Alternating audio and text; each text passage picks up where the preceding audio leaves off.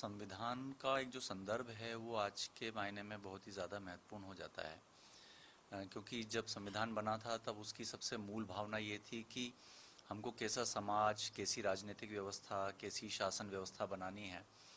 उसी का सपना मुख्य तौर पर संविधान में देखा गया था।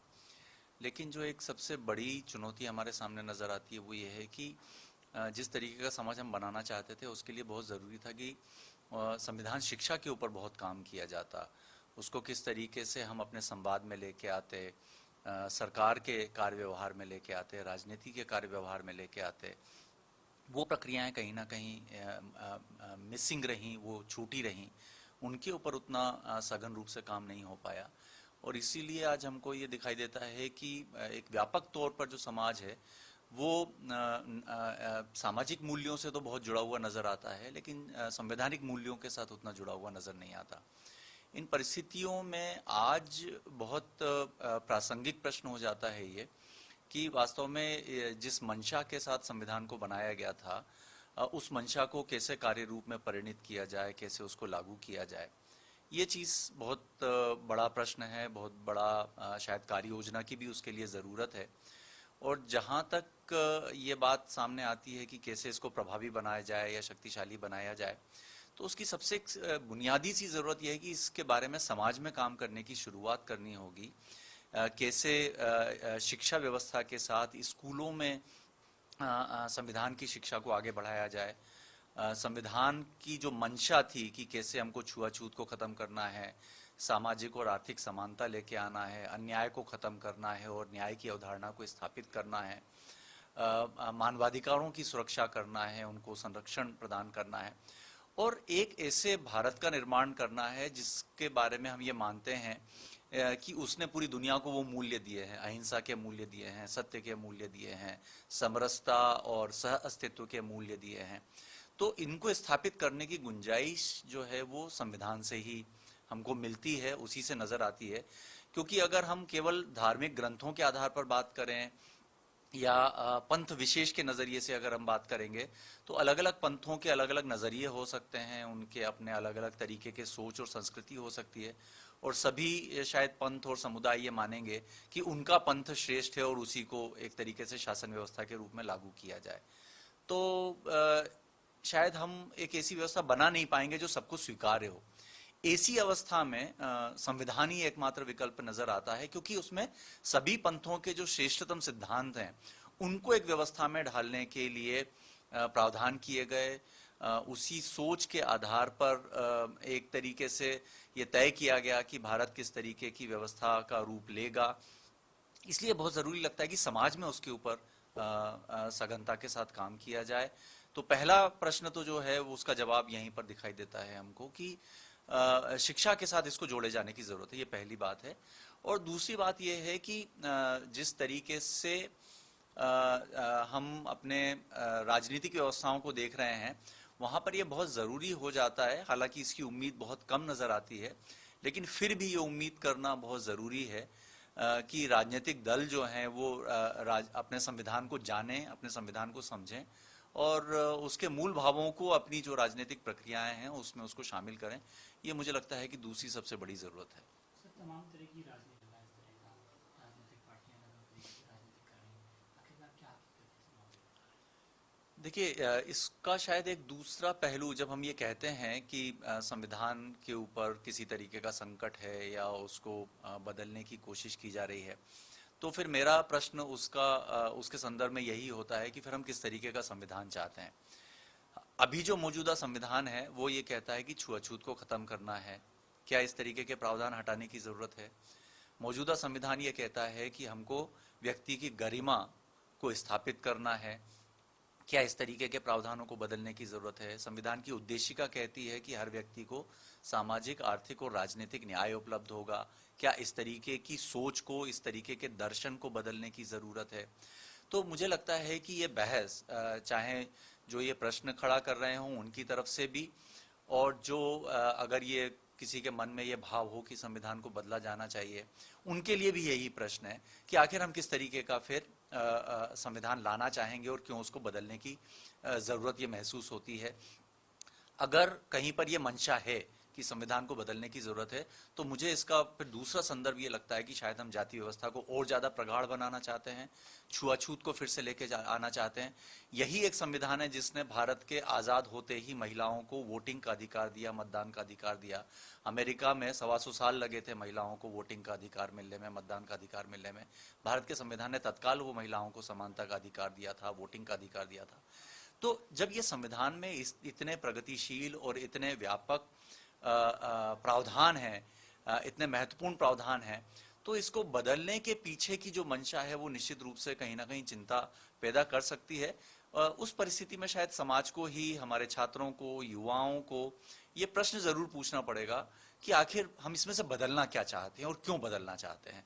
मुझे लगता है कि इस प्रश्न का जो जवाब है वो वास्तव में प्रश्न पूछने से ही जुड़ा हुआ है और उसके बारे में शायद और ज्यादा चर्चाएं करने की जरूरत लगती है। सर, अगर सरल भाषा में समझा जाए, भारतीय संविधान की सबसे बड़ी ताकत तो ये है कि इसको बहुत अलग अलग पृष्ठभूमि के लोगों ने मिलकर के बनाया था। जिन लोगों ने भारत के संविधान को बनाया था उसमें किसान भी थे, उसमें आदिवासी थे, उसमें अनुसूचित जाति और जनजाति के लोग थे, उसमें महिलाएं शामिल थीं, उसमें उद्योगपति शामिल थे। तो जिस तरीके की विविधता संविधान के बनाने वाले समूहों में रही, वो अपने आप में एक प्रमाण है कि इसमें बहुत अलग तरीके का नजरिया, अलग तरीके की विचार जो है सभी इसके अंदर समाहित हुए हैं। दूसरी सबसे बड़ी ताकत जो है वो इसकी उद्देशिका है, जो उद्देशिका बहुत साफ तौर पर अपनी संविधान की जो मंशा है उसको स्पष्ट करती है, जो हम भारत के लोग से शुरू होती है, जो ये कहती है कि इसमें हर एक व्यक्ति महत्वपूर्ण है। कोई परिवार, कोई समुदाय, कोई वर्ग, कोई जाति महत्वपूर्ण नहीं है, बल्कि हर एक व्यक्ति महत्वपूर्ण है और ये संविधान सभी के लिए है। तो इस नजरिए से जो इसमें एक समावेशीपन है इसका, वो इसकी एक सबसे बड़ी ताकत है। ये सामाजिक, आर्थिक, राजनीतिक न्याय की मंशा को सामने रखता है, ये इसकी बहुत बड़ी ताकत है। ये लोकतंत्र की अवधारणा को अपनाता है और ये तय करता है कि भारत की जो व्यवस्था होगी वो लोकतांत्रिक व्यवस्था होगी, ये इसकी बहुत बड़ी ताकत है। सबसे महत्वपूर्ण बात इसमें ये आती है जो ये कह रही है कि, जो ये कहती है कि अगर व्यक्ति की गरिमा और आपस में बंधुता अगर सुनिश्चित होगी, लोगों के बीच में अगर सौहार्द होगा, तो भारत की एकता और अखंडता जो है वो अक्षुण्य रहेगी। तो अपने आप में ये कितनी गहरी सोच है जो ये बताती है कि अगर भारत को, अगर हमको एक ताकत जो है वो वास्तव में हमको इसकी उद्देशिका में ही नजर आती है। और ये शायद हम सबकी जिम्मेदारी है कि हम कैसे उस उद्देशिका को कार्य रूप में परिणित करने, उसको व्यवहार में लाने, उसके ऊपर चर्चाएं करने की एक प्रक्रिया को शुरू करें। और इसमें हम केवल किसी खास प्रावधान के ऊपर ध्यान केंद्रित नहीं कर सकते हैं, क्योंकि हम जानते हैं कि भारत का संविधान को एक लचीला संविधान भी माना जाता है। इसलिए इसमें लगभग, अब हम देख रहे हैं कि लगभग 125 तक जो है वो संशोधन हुए हैं। तो 75 साल की अवधि में इतने सारे संशोधन होने का मतलब ये है कि जो परिस्थितियां सामने आती हैं उसके अनुसार संविधान में संशोधन किया जा सकता है। लेकिन मूल बात जो है कि सपना क्या है, वो सपना हमको हमारे संविधान की उद्देशिका में दिखाई देता है। इसलिए बहुत जरूरी है कि वो जो हम भारत के लोग का जो भाव है उसको सबसे बड़ी ताकत कैसे बनाया जाए और उसको कैसे हम अपनी जो सामाजिक, आर्थिक और राजनीतिक नीतियां हैं उसमें उन भावों को शामिल करें। और जिस तरीके से समाज को तोड़ने की कोशिशें होती हैं, जिस तरीके से भारतीय सामाजिक व्यवस्था को, आर्थिक व्यवस्था को चुनौतियां पैदा करने के लिए जो कोशिशें की जाती हैं, शायद उन कोशिशों को चुनौती देने का काम संविधान के जरिए ही किया जा सकता है। और मुझे लगता है कि आज के समय में यही हम सबकी सबसे बड़ी जिम्मेदारी है। सर, हमारे संविधान के सबको बराबरी का हक दिया गया, संवैधानिक पदों पर गरीब तबके से लोगों तक पहुंचे हम लोग, तो किस तरीके से कौन कौन सी खूबसूरतियाँ हैं? जब भारत का संविधान बना तो उसमें एक, अगर उसकी हम पूरी बहस को देखें तो बहुत ज़बरदस्त जानकारियां, बहुत ज़बरदस्त तरीके का नज़रिया विकसित होता है। क्योंकि जब संविधान बन रहा था तो उसमें देश की जो वास्तविक विसंगतियां थीं, चाहे सती प्रथा हो, दहेज प्रथा हो, बाल मजदूरी हो, बंधुआ मजदूरी हो, देवदासी जैसी प्रथा हो, छुआछूत हो, अनुसूचित जनजातियों के साथ जिस तरीके से संसाधनों के बारे में भेदभाव होना शुरू हो गया था, उसके बारे में बातचीत हो, इन सब विषयों के ऊपर जो थोड़े कठोर विषय थे, जिनको स्वीकार करना शायद राजनीति के लिए बहुत मुश्किल होता है, उन सब विषयों के ऊपर बहुत चर्चाएं हुई थी। और उसके बाद ही संविधान में ऐसे प्रावधान लाए गए जैसे हर व्यक्ति को जीवन जीने का अधिकार है। और वो केवल जीवन जीने का अधिकार नहीं देता है, वो कहता है कि गरिमा के साथ जीवन जीने का अधिकार है। एक ऐसा अनुच्छेद डाला गया संविधान में जो ये कहता है कि अब से भारत में अस्पृश्यता को समाप्त किया जाता है। वो ये नहीं कह रहा है कि भविष्य में अस्पृश्यता को या छुआछूत को समाप्त किया जाएगा, बल्कि ये माना गया कि जिस दिन से भारत में संविधान लागू होगा उसी दिन से छुआछूत को एक अपराध माना जाएगा। ये पूरी व्यवस्था करने का काम जो है वो भारत की संविधान ने किया। भारत के संविधान में ये प्रावधान है कि महिलाएं और पुरुष जो भी काम करेंगे उनको समान काम के लिए समान मजदूरी, समान वेतन दिया जाएगा। तो आर्थिक समानता की बात वहां पर की गई। उसमें धर्म स्वतंत्र की जो बात है वो बहुत ही महत्वपूर्ण है, जिसमें कहा गया कि हर व्यक्ति को अपना विश्वास जो है उसको पालन करने का अधिकार होगा। जिस तरीके से वो अपने आराध्य की पूजा करना चाहता है उस तरीके से वो अपने धर्म का पालन कर सकता है। पूजा पद्धतियों के आधार पर कोई भेदभाव नहीं होगा, किसी को भी अपना धर्म पालन करने के लिए नहीं रोका जाएगा। तो ये सब प्रावधान करने के लिए बहुत हिम्मत की जरूरत होती है, बहुत मजबूत और बहुत बड़ा हृदय इसके लिए चाहिए होता है, बहुत परिपक्व राजनीतिक नजरिया चाहिए होता है। उसके बिना इतने महत्वपूर्ण, इतने व्यापक प्रावधान संविधान में किए जाना संभव हो नहीं सकता था। इसलिए हमको शायद केवल संविधान को जानना ही जरूरी नहीं है, बल्कि संविधान कैसे बना और संविधान की बहस क्या थी उसके बारे में भी जानना जरूरी है। आज हम जिस परिस्थिति में हैं वहां पर शायद हम अगर उस संविधान की इस बहस को अगर उससे रूबरू हों, उसके बारे में जानें, तो हमको आज की बहुत सारी समस्याओं और बहुत सारी जो दिक्कतें हैं, बहुत सारे जो टकराव हैं, उनका निराकरण शायद उस बहस से हमको मिल सकता है। क्योंकि वो 75 साल पहले की बहस जो है मुझे लगता है कि शायद आज भी ही उतनी ही प्रासंगिक है जितनी वो 1946, 47, 48 और 49 में प्रासंगिक थी।